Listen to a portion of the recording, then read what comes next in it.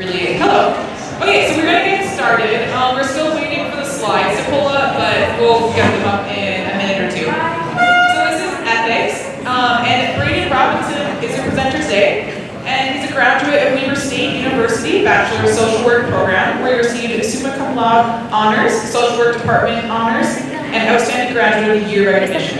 After graduating from Weber State, Brayden received his Master of Social Work degree in Leadership, Management, and Entrepreneurship for Social Justice from Columbia University, focusing on macro-level social work interventions. Brayden's recovery story began in March of 2018 when he chose to change his successful career as a professional trained chef to focus on the newfound passion for recovery and service that he developed in his early recovery efforts through recovery programs. Brayden has worked as a certified peer support specialist and a supervisor of recovery support and service programs, developing professional leadership abilities and a passion for organizational leadership, positive work culture development, and macro social work practice focused on advocacy, program development, and implementation.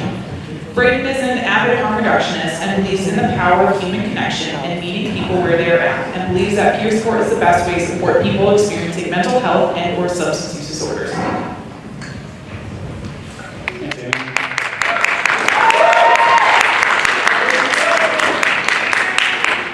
We're going to read the whole thing. I'm going to be a lot shorter. Yes, we're still waiting on the slides. Hopefully those will get up in a second. You'll see the QR code. The whole premise of this presentation today is to talk about ethics in peer support, right? Get our ethics CEUs, but also to share updates for everyone on the current work that's being done to update the Code of Ethics. So if you haven't heard that, the Utah Peer Steering Committee is currently in the process of updating our Code of Ethics for our workforce.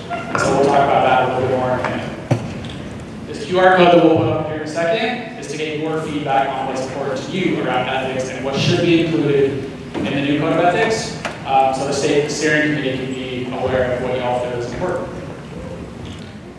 For the first 30 minutes of our presentation today, there you go. If you have your phone and want to take a quick snapshot of that, it's a couple of questions, and just looking for your feedback on, like I said, on ethics. For the first 30 minutes of our presentation, before we get to our wonderful panel, I'm just going to go over a review of the basics of our Code of Ethics as it exists now, before the update, and we'll kind of compare and contrast that to the new Code of Ethics and the work that's being done there. So why are ethics important in peer support? Anyone, feel free to shout it out. What's important about ethics?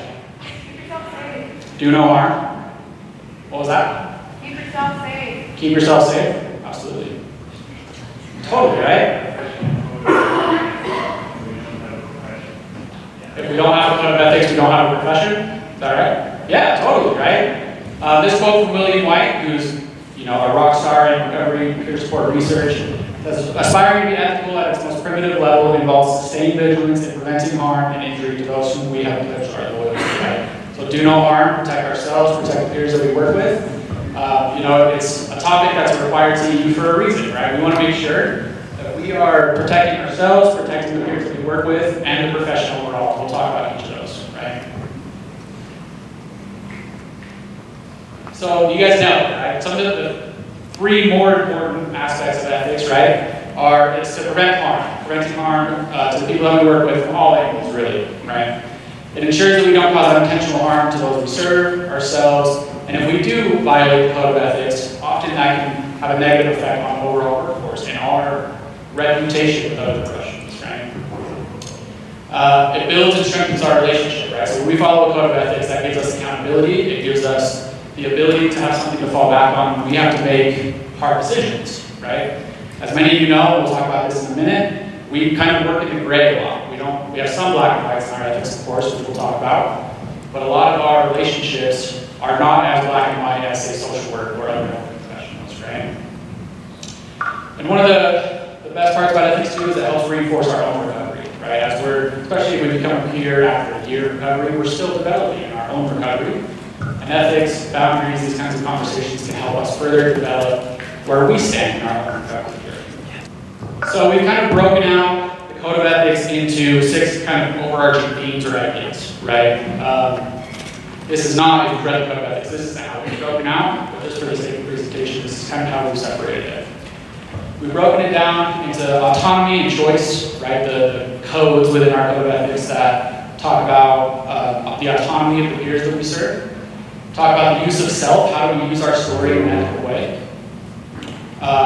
Conduct, how do we conduct ourselves, how do we behave, how do we interact with the people that we work with.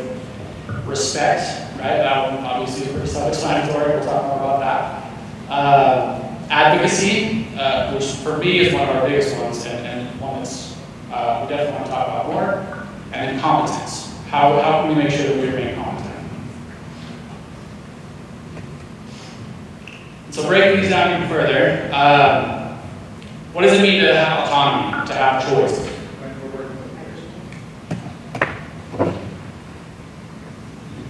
Have autonomy and make sure that the peers that we work with have autonomy. So we can be their own person and have a voice.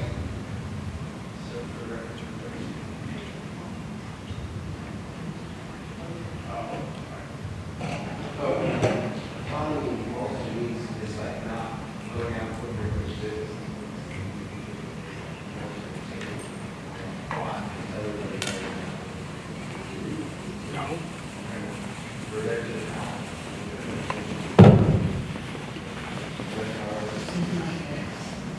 Totally, yeah. Thank you, Nando. If there's someone to go to the next slide, that'd be great.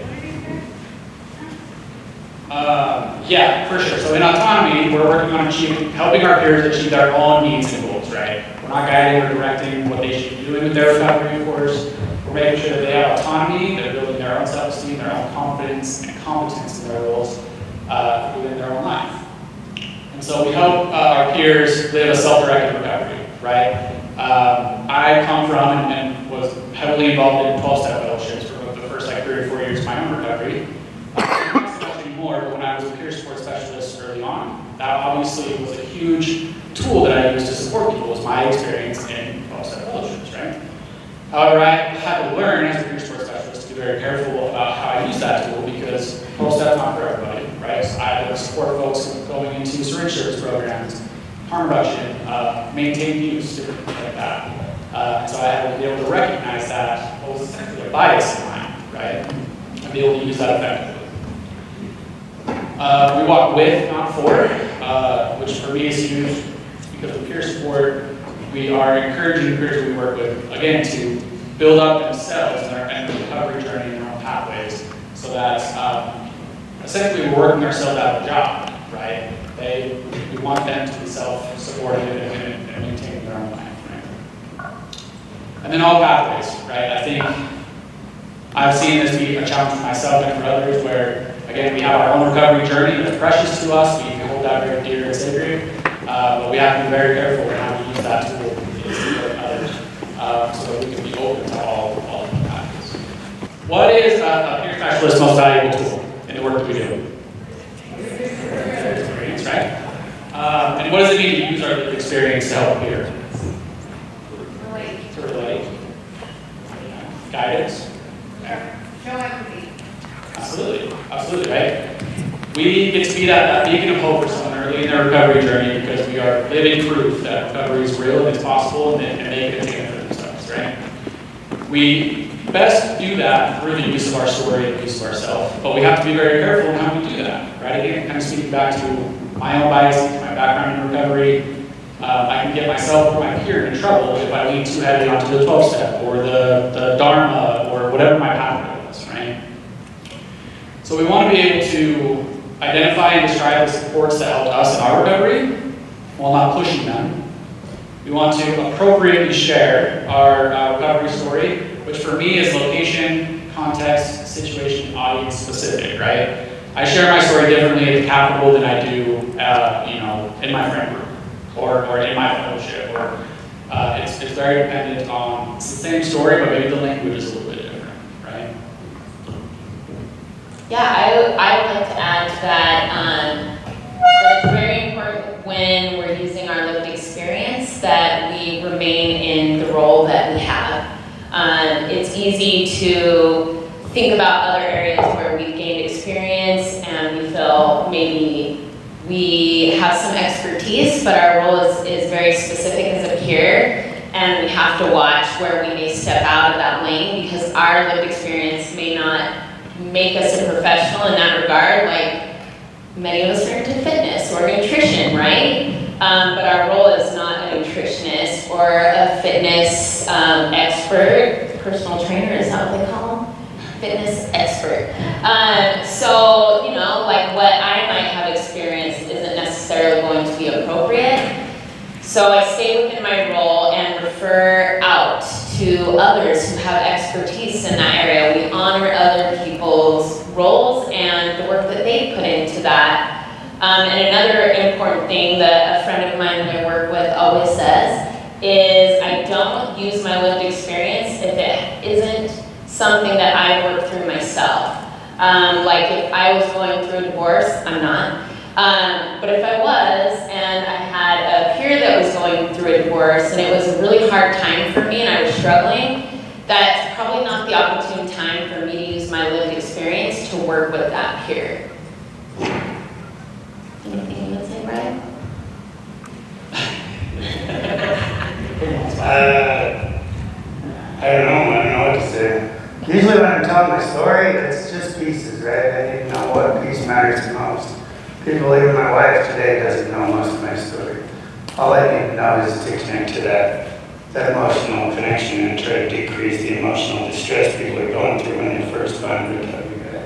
So my story doesn't matter as much as the connection that I need to make with little bits of my story, or else I can re-traumatize people. So that's part of why we say we don't use the ethics. We try to refrain from a lot of our stuff. Thank you. Yeah, and that kind of brings us to the last question on the slide, right? Are we using our story to support and connect with people that we work with, or are we subconsciously or unconsciously using it to guide or influence our peers' recovery, right?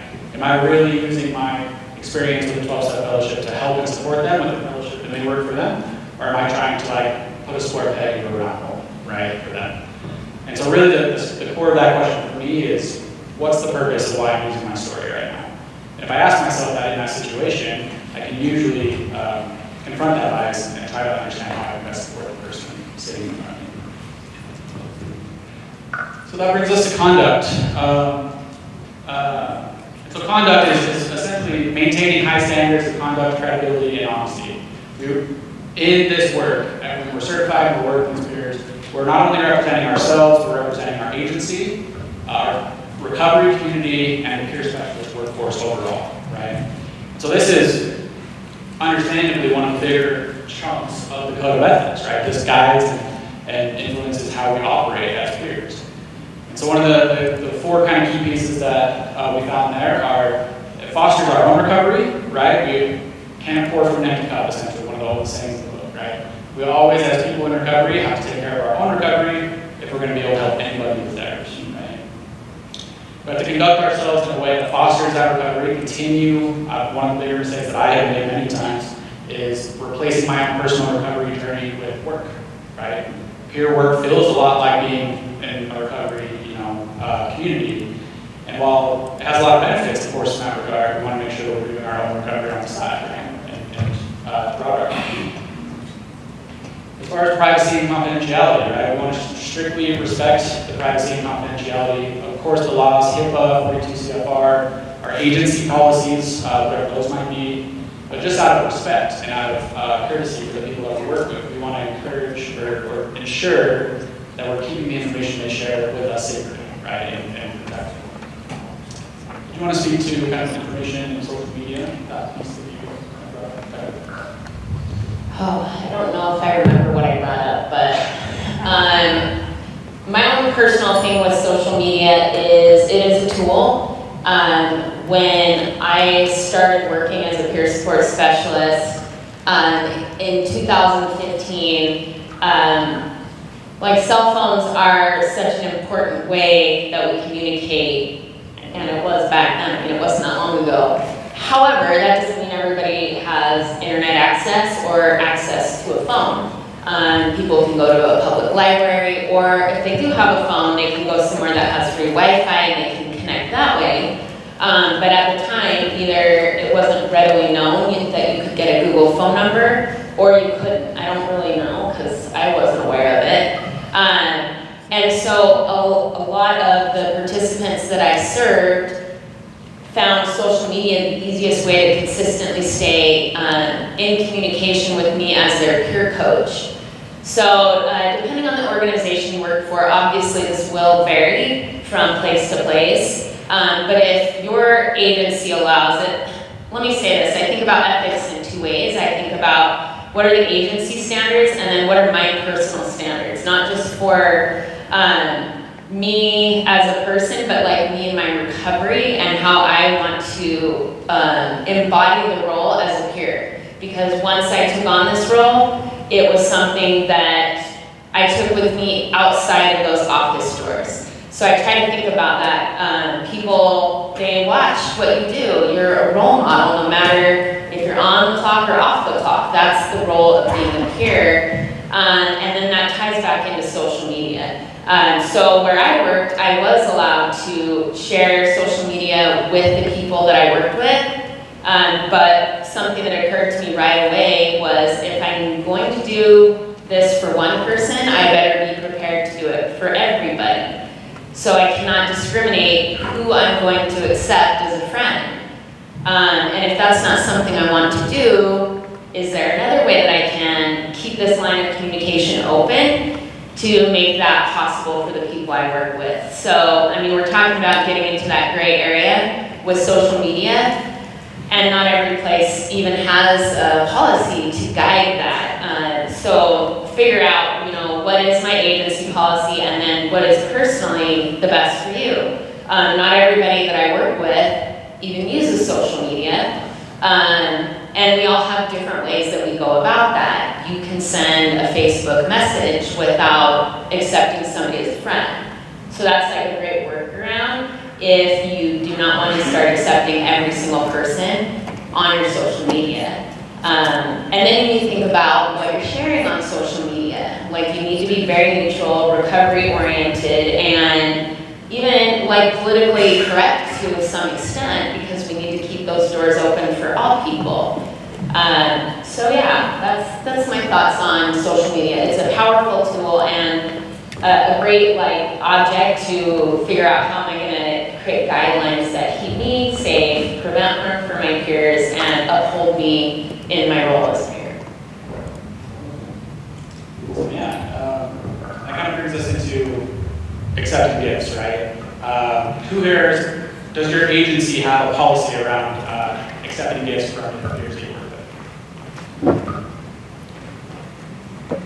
No. Yeah, for sure.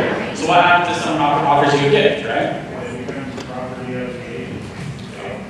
And you some law. Absolutely. We've done that in my past jobs as well. The code of ethics as it currently stands states it as, you know, we never accept gifts of significant value, and then you get into the conversation around what is significant. Is that monetary? Is it more than $5?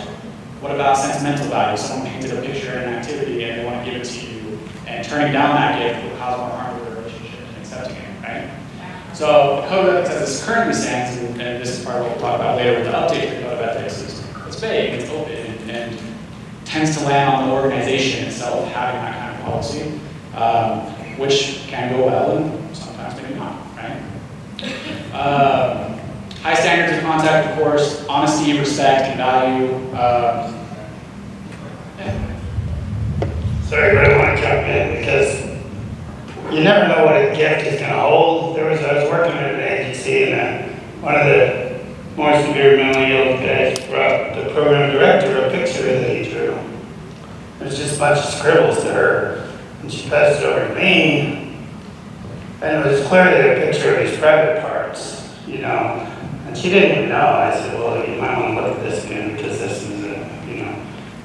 And so I showed it back to her again, and then she realized, you don't know why they're giving me a gift. And so any kind of gift, to put a dollar amount on it is kind of a silly way to approach it, because I shouldn't be needing a gift for the things I do. My gift is the growth I get from helping people, right? And so,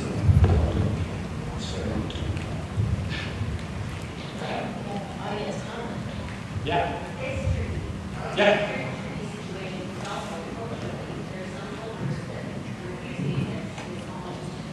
I'm not saying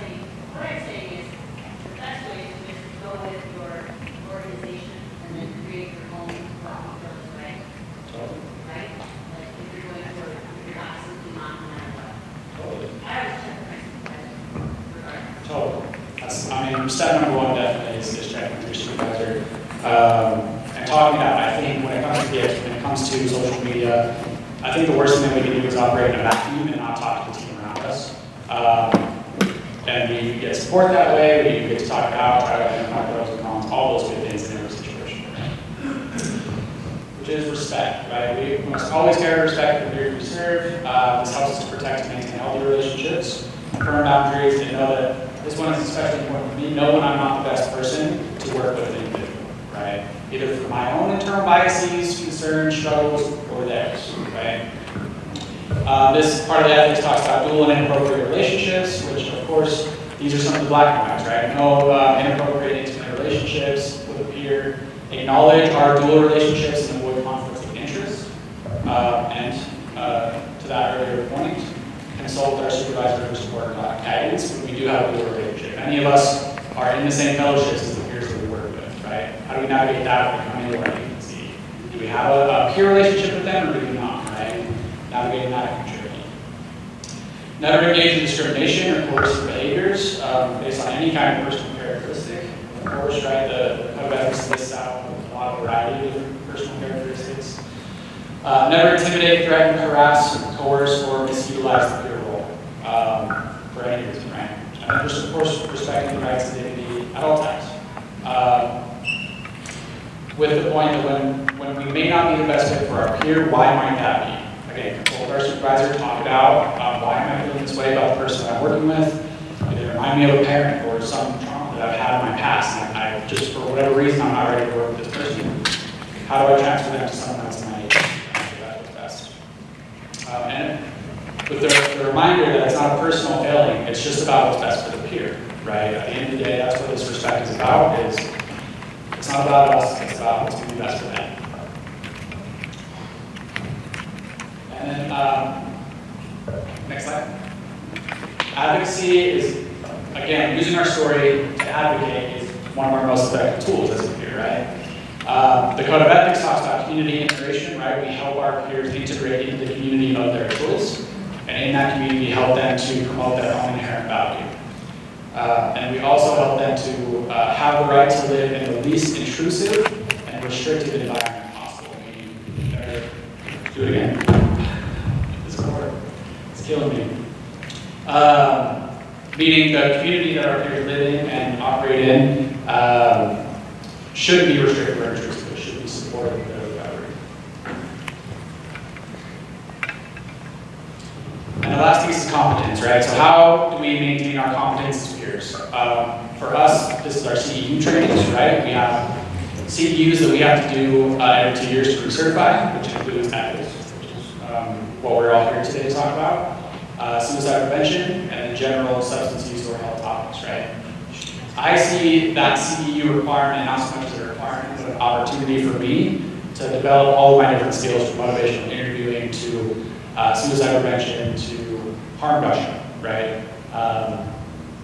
We have that opportunity to have all the different webinars that are out there, the in-person trainings that are out there to develop our skill sets. So, I'll ask y'all. What are the black and white ethical situations? What does it mean when we say we live in the gray? And how do we navigate the gray areas? So again, it's agency dependent, but the black and the white, like where the agency that I work for, it's pretty basic, right? Like we don't give money to our peers.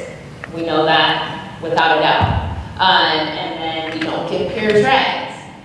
But with any black and white, there will always be a situation, and that's where ethics, I think, is such an interesting topic, that will challenge you and your personal values. We work with people who are at their most desperate and vulnerable points in their life.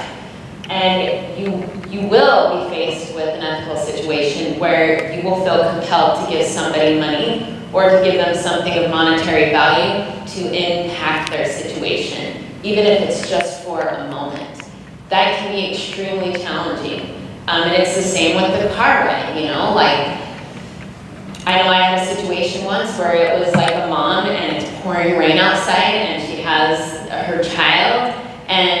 came to an event at our center and she missed the bus and she lives like miles and miles away. Like, what do you do in those ethical situations where your values are being tested yourself? And when it comes to the gray, I think it's already been said very well, supervision. I never make a decision in the gray until I've consulted with either my supervisor or my cohort. And as a cohort or as my colleagues, we can determine, does this need to be elevated to a higher level for us to make this decision? Because I do know, like, a very sure thing about getting somebody a ride at the place I work is that it's grounds for termination. And I don't want to be terminated. But I certainly don't want this mom to not have a ride home, so what am I going to do, you know? And in situations like that, we can have a conversation. It's amazing when you open up the conversation, how many resources there are out there or options that just aren't coming to you because you're sucked into that vulnerable moment with your peer, and in some ways you're closed off. So I think it also gives you an opportunity to show your peers how to outreach and how to outsource and get your needs met throughout a network of people and not just with you being that individual person that solves everything for them. So, yeah. For me, ethics has been a road trip for me. When you're working with peers, you're working with a whole bunch of different, I call it multiple truths. I got a training I do about ethics, and I call it multiple truths that we gotta, as a peer support, we gotta navigate through. Because when we're going with one peer that just come out of prison, he's got a belief system, right? True or not, to him, that's a truth. If he's going to Odyssey House or someplace that's rational recovery or something, they got their own truths that these two gotta mesh together, right? And then me as a peer support, I got my own truths too. Somebody's coming into the VOA, right? They come in with a belief system that is contrary to what recovery looks like, right? And so I've got to hold all these multiple truths. And sometimes I do got to make split-second decisions in that gray to try to ever push the right thing or the integrity, work with integrity forward, right? And so, as a peer, our ethical standards become a little bit more intense. And I've had to work through a lot of things with my supervisors along the way because I'd make a wrong choice. And they'd have to go and say, you know, I'm not sure that was the right thing to do, so what's a better approach? I've been in some pretty crazy situations over at the block to get all these people, you know. I would stop there to try to pull the people that had left treatment and went back to the block. I'd stop there on their way to work to try to see if they're ready to come back. And so I got a bunch of people over there in their own truth. You gotta have your survival mode over there, right? And so I gotta work through that and still have my own integrity and still be supporting the recovery beliefs that they're saying they want to go after. And so that's when it becomes quite interesting. And there's always professionals, these two over here, champions in the recovery world. It could just be friends along the way. It could be your supervisor. It could be anybody around you. Hey, what do I do? I've got a certain set of questions I always ask myself. And the biggest one I always ask is, out of all my options right here, why am I choosing this? Why are we going this way? Why do I feel like I need to give them a ride? Right? When probably the better thing to do is empower them to find their own. But I need to search that because I could be totally wrong at the same time. So you got to keep that in mind and then just make sure you're holding integrity and pulling it together with the people around you that have been through it too. So that's, Next slide. Yeah, I mean, I think that really just speaks to the importance of, again, not operating in a vacuum, right? The more we're talking to people, anytime you feel that ache, that like this doesn't feel right, you got to talk to somebody about it, right? And that can be hard in those situations that may be shameful. I know in some trainings I've attended, we talk about attractions to people that we work with, right? And that can be very scary to talk to your supervisor about. But if we can have those conversations openly, we can work through them in an adult and respectful way. Yeah, please. One thing is you're gonna end up in situations where you didn't have a chance to talk to somebody, and you're gonna have to fix it. And that's the road trip that I was talking about. If you got the opportunity to do it, if you stepped in a pile of poop, then fix it, right? Because that's where our growth comes from. And so I just want to, it's not always possible. Sure. Okay, with time said, we are on our last slide before our panel session. So this is just a resource. This is the White Popovits Ethical Decision-Making Guidelines. 3 questions that you can ask yourself, ask your supervisor, talk through any kind of ethical situation. Whose interests are involved and who can be harmed? What universal or culture-specific values apply to this situation? And what course of action will be suggested by these values? Which of these values are in conflict in this situation? Becky can talk a little about that. And what standards of law, professional propriety, organizational policy, or historical practice apply to this situation? So we're just thinking through it in a lot of different lenses: legal, professional ethics, organizational policy, and how all that intersects. And so with that, next slide, we are in the process of updating the Code of Ethics, like I said, with the Utah Peer Steering Committee. And basically what that looks like is there's a group of us that work in the peer advocacy space that are collaborating on this document, adding comments, working through everyone's different ideas and beliefs and values, what needs to be included, and sorting it all out together to update our Code of Ethics so that there's new language that's a little bit more up to date. There's present-day considerations around a variety of different things that are on the Code of Ethics. Cultural considerations, not that I want to shout you out for bringing that lens and that focus into the updated Code of Ethics for sure. Conflicts of interest have been a big topic around updating that Code of Ethics. And then the question, what are other key updates? That was the QR code that was up there. I'll put it up at the end again if you didn't get it. We want to hear your ideas, thoughts, feedback on what's important. And what should be included in the updated Code of Ethics. And not that it's going to provide translation, so it's going to be Spanish as well, right? So yes, not for that.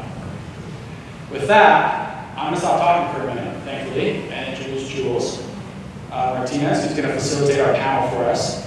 And what I didn't do in the beginning was have everyone kind of introduce themselves, and maybe we can do that.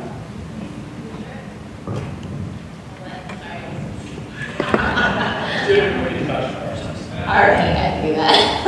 Hi, everybody. I'm Becca Brown. I'm the Education and Training Director at USARA.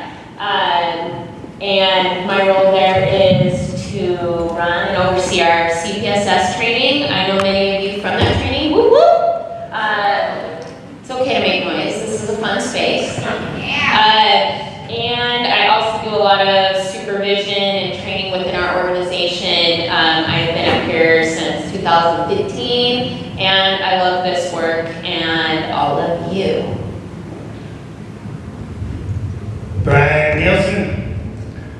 I'm a peer sport trainer. I've been a peer sport trainer for many years. I'm now the executive director at the Utah Association of Peer Sport Specialists. My mission now and since I started has been to provide advanced peer sport across the state. And so together with these peers here and the rest of some other people, we're doing a pretty good job. We've got a very robust workforce with all you guys out there. And so we'll just keep looking for our names popping up quite a bit.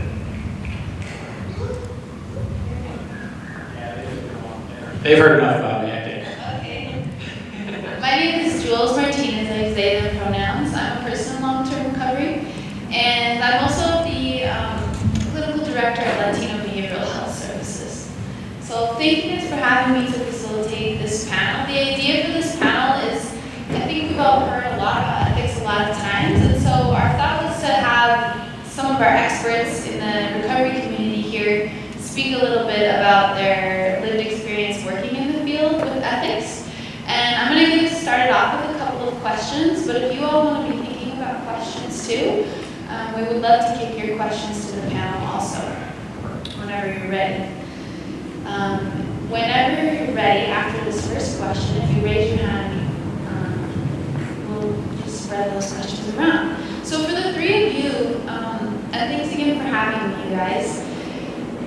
start us off with a really kind of tough question.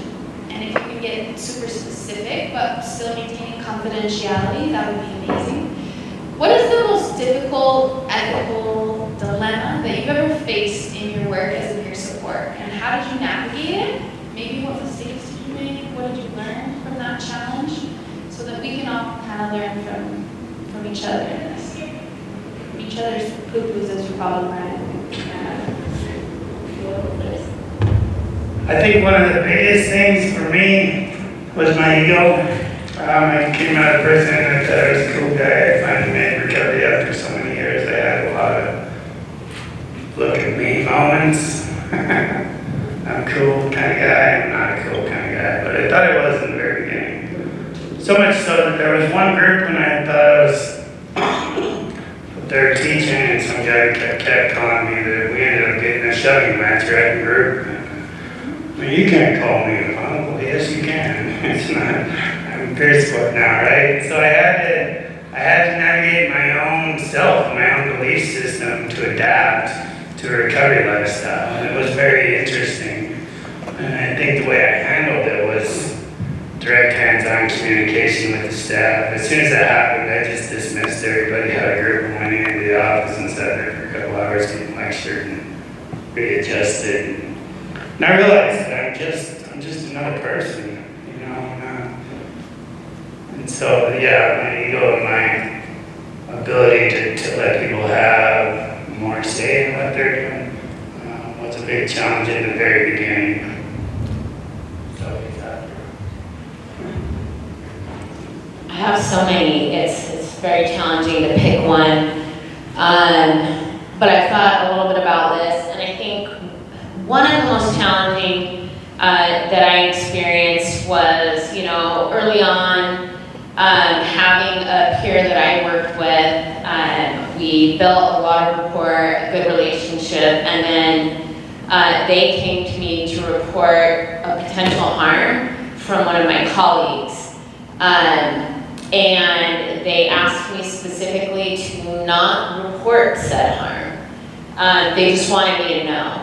And so that challenged me on many levels because I wanted to maintain the rapport that I had with this individual. It wasn't something that they individually experienced. It was a friend of theirs that was also receiving coaching services, and they wanted to keep that confidential, but they felt I should know. And we did have the discussion, like, it took a lot of bravery for you to come to me with this information, and now I want to do something about it, but I can't do anything if you don't give me the permission to move forward with this, and there's certain things that I do have to report. Something that I felt like we did really right at the time was before we initiated a coaching relationship with the peers we served, is we talked about reporting and what those various scenarios could look like. And so I was able to return back to that conversation and navigate that individual through that conversation. We were able to come up with a way that I could report it while keeping the anonymous and confidentiality factor in play. But I was still limited because I couldn't report an individual's name. I had to stick with, what I was given and those facts. And I did report that. Something that I regret, or not maybe regret, I do differently, or I wish was different, is there was some kind of structure for reporting within the peer system statewide, and I do believe that's something that is hopefully being built into the new ethics, because then I could have directed that peer that way as well. Awesome. The situation that's come to mind for me is kind of the intersection between organizational policy and my own personal ethics. And I helped manage a sober living in one of my past jobs, and we had a situation where one of our folks was using meth or something outside, I don't remember. But anyway, I found that out and got with one of my colleagues and went to address the situation at the house, right? In the moment, nothing serious happened, but later on, this individual ended up coming back, vandalizing the property, doing a bunch of things to the place because they were upset, called me and had some very choice words and threats against my life and my safety and things like that. In the moment, of course, that's a very overwhelming situation. I got what my supervisor had talked about. In kind of the other phases of moving through that process, our organizational policy and house rules and things like that were kind of what dominated what happened, the outcome of the situation, which in reflection, I don't know that was the best decision, right? I internally felt conflicted about that while also feeling confused because I was worried about my own safety in the situation, right? And so navigating that in hindsight, looking on how that could have been handled better was more conversation rather than just operating based on the organizational policy or the house rules alone. And that's not to say that I would have just given my organization the middle finger and done what I wanted, but I would have tried to talk it out more and try to find an alternative solution because these even when it comes to organizational policy, sometimes they are too gray or they're just straight up wrong, right? And we as peers can have the ability to advocate, to update those things with the times and as things progress and move forward, to be more inclusive of the wide variety of situations that we find ourselves in as peers. So yeah, and I think the ethical question around, do I just follow what my organization asks me to do? If or when it's in violation of my own personal, which you talked about, my own personal ethical code of conduct and my profession's code of conduct. Those are really great answers, you guys. When you talk about working through your own ego and issues around privacy and reporting for people who Brayden and Rebecca, you bring up kind of the core of, I think, a lot of ethical dilemmas. When we talk about, we have this code of ethics, and who does this code of ethics protect? And, you know, when we make decisions, who are we making those decisions for? And we are peers, the people who work for our peers, there's a peer workforce, and our agencies as well. The community at large, there's a lot of things to think about, and it makes things really complicated. So with that in mind, can you guys speak just a little bit to how these ethical dilemmas relate to the code of ethics? How can what we're doing with the code of ethics, the changes, how can they tie back to helping us make better decisions in times like these? I'll pop on first because I already kind of alluded to it. I don't know exactly what it could look like, and I'm sure with this great group here and the Peer Support Steering Committee, a structure could be created for reporting things at all the different levels. You know, like we talk about the peer support structure as a state.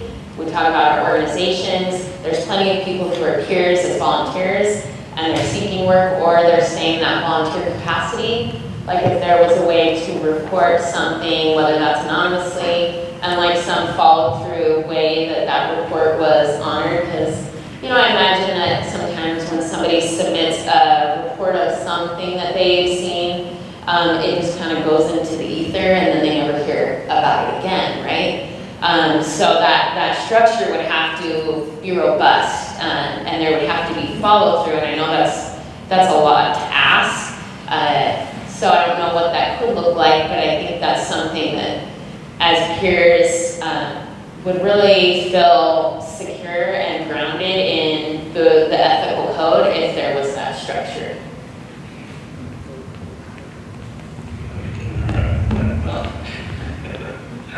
For me, I think when we're thinking about this and we're thinking about how these things play into what we've done and how the new ethics comes in, we gotta kind of broaden it because it's not just about causing harm at that stage either, because it's about you guys, it's about our future peers that are going to be getting trained, it's about the perspective that we're sending out, and we're building a workforce, right? And so this new code of ethics that when I do presentations, I do one on ethics, I try to not just study ours, but I try to look at what the nation's doing and why they're doing it.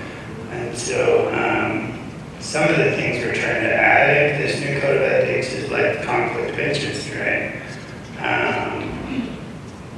Sometimes conflict of interest it's not stated in our original one right now, but But there's been many times, even I had one period, one of my trainings that said, you know, I was teaching on some LGBTQ stuff, and he says, well, what if my religion says I can't do that?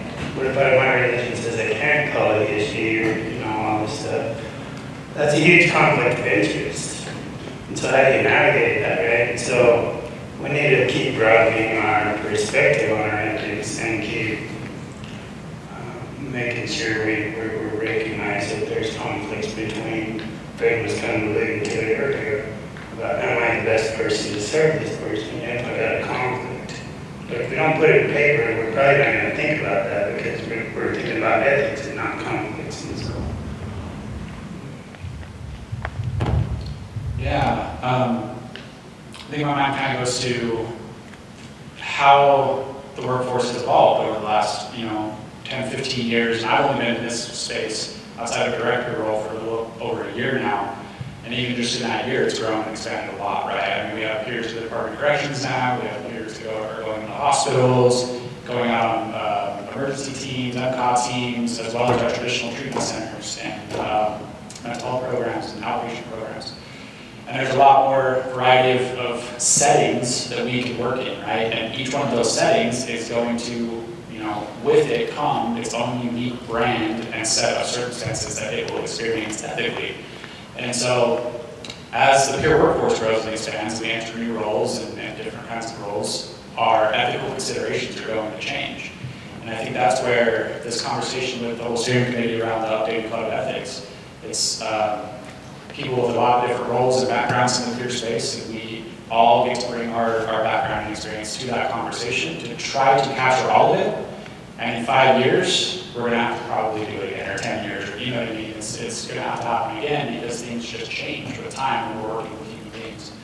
And so it's just to say that I think it's a learning process of updating, developing. I'm not cutting down, but just know we're trying to bring your place too. You guys are doing work, right? And that's why I want you to do this. You guys all hear Brian? And for the folks online, Brian, you can't talk without a mic. They won't hear you. For the folks online, I apologize. We're not only being the voice in our meetings, we're trying to bring your voice. And so please take a minute to take that survey that we passed around on the thing, or we'll post it up here if you got a chance. Maybe even take a picture of that flyer that I post around and give it to your friends so that we can get a really good picture of what our ethical values are in this state, and so we can, then we'll have to do it again maybe in 10 years instead of just that. So what, we just have a few more minutes. What questions do you all have for our panelists?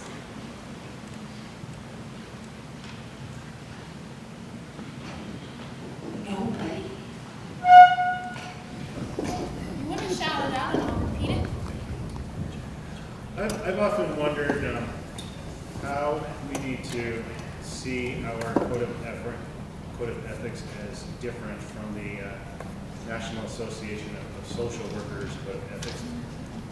A good majority of our supervisors who have clinical licensure are subject to the NASW, and I just try to wrap my head around how we feel that those two documents should be different and should be the same. That's a great question. So this person is saying that a good majority of our supervisors for peers are social workers or subject to the NASW Code of Ethics. And how is the peer support Code of Ethics, or how should it be different than the NASW Code of Ethics? Can you capture that okay? Yeah.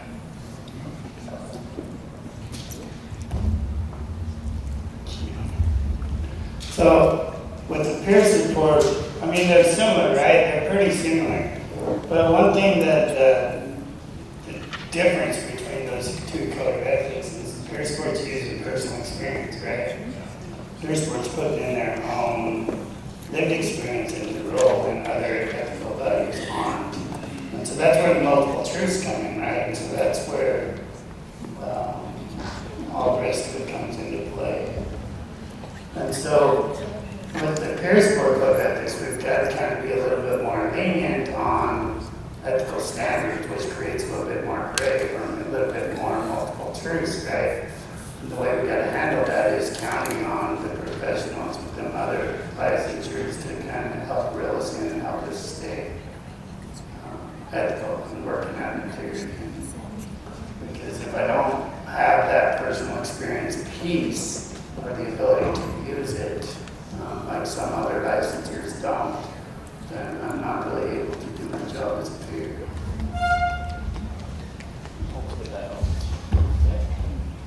I mean, I think for me, I'm a social worker as well, and I've read through the NSW Code of Ethics, and I mean, if you open that, it's a volume, right? It's a ton of stuff. And looking at that from a peer perspective, it feels very restrictive. Not that you can't help people under that code of ethics, but to Ryan's point, I think with peer support ethics, our role is different. Our core role is different than that of a social worker. And if our code of ethics, for instance, was this volume of different things, it would, I think, hamper our ability to really maximize our lived experience role.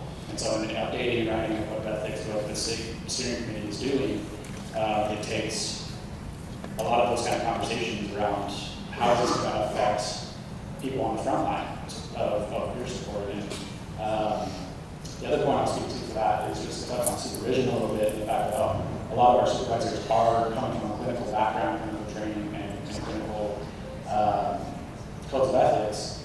I think we have to be very intentional in advocating for ourselves with our supervisors to make sure that we're getting supervised based on our code of ethics and not the NSW code of ethics, right? That's happened to me before. Because I think that that's when we can get asked to do things that fall outside of our role, which there's research now that shows that those are the things that burn us out the fastest in peer work. That creates turnover in the workforce. We lose a lot of us, a lot of our peers, due to things like that. So anyway, it's just something to consider when you think about and receiving supervision from someone from a different kind of health and professional background. We want to receive supervision that's based on our code of ethics. Ditto. Sorry, I just kind of want to reiterate that. So you see it as an unethical thing to have a supervisor as from a clinical standpoint? Because I feel like that is unethical. Like I feel like they don't comprehend exactly like some of the things that we go through. Correct? Is that right? And I'm just making sure I heard you correctly. I feel like it's unethical to have a clinical supervisor. Like, I mean, I get that they would have to oversee, but like somebody that you go into supervision with, as if they're a clinician, I don't feel like a clinician without lived experience. I don't feel like they comprehend the things that we do, or even the way that we go about things.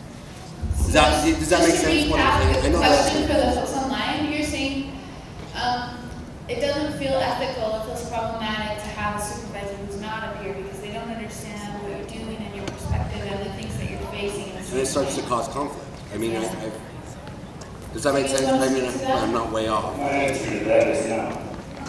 My answer is we need the clinical supervision to help keep us professional, but our role switches because we all of a sudden become the advocate for the peer support. Okay? We get to teach them. We get to teach them that I'm not asking for the level of trust that you're asking for in this peer process or moment. I'm not asking for that. But what my ethics is different, right? And so together we build a healthier system because we get to advocate, but I still think we need them to be supervising. And in fact, it's Medicaid. If you're doing Medicaid, it's a requirement to have clinical supervision. So my answer is I support that. But also support, helping people understand what our job is. Totally. I think, to Brian's point, to clarify what I was saying, I think that it's about education, right? It's about the fact that peer support is still a relatively new role within the social service landscape, and not everybody knows what we do and the value of it. And if we are getting clinical supervision, we get to be the advocate and an educator around what our code of ethics are and why they're important as a separate role from social work or whatever other helping professional code of ethics that we have. And I will say, Brian's other point that Medicaid did just release updated recommendations around supervision, and that peers can supervise other peers. It's up to each state, and that is something that I think, for me, is something that we can work towards, but shouldn't be done overnight. It should be done with training and certification and all kinds of other things alongside our clinical professional colleagues.